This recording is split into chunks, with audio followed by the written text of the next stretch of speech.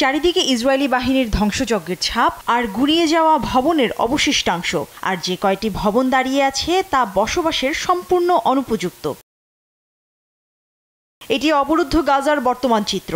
7 মাস আগেও মানুষের কোলাহলে পরিপূর্ণ ছিল এই উপত্যকা, কিন্তু ইসরায়েলি হামলায় মৃত্যু উপত্যকায় পরিণত হয়েছে গাজা। জাতিসংঘের শীর্ষস্থানীয় কর্মকর্তা বলছেন, ইসরায়েলের হামলায় গাজায় 3,70,00,000 টন ধ্বংসাবশেষের সৃষ্টি হয়েছে। শুধু অবকাঠামোগত ধ্বংসস্তূপই নয়, এখানে সেখানে পড়ে আছে বিপুল পরিমাণে অবিস্ফোরিত বোমা, যা সরাতে যুগের পর যুগ সময় পেরিয়ে যাবে।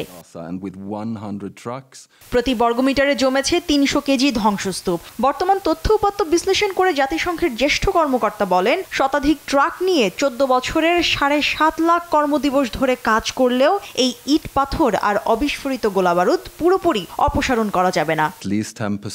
ইসরায়েলের ছোড়া গোলাবারুদ ও বোমার মধ্যে অন্তত 10% অবিস্ফোরিত অবস্থায় আছে। কোটি কোটি টন ধ্বংসস্তূপ পড়ে আছে পুরো উপত্যকা জুড়ে। আবাসিক ভবনগুলোর 65% ধ্বংস হয়ে গেছে।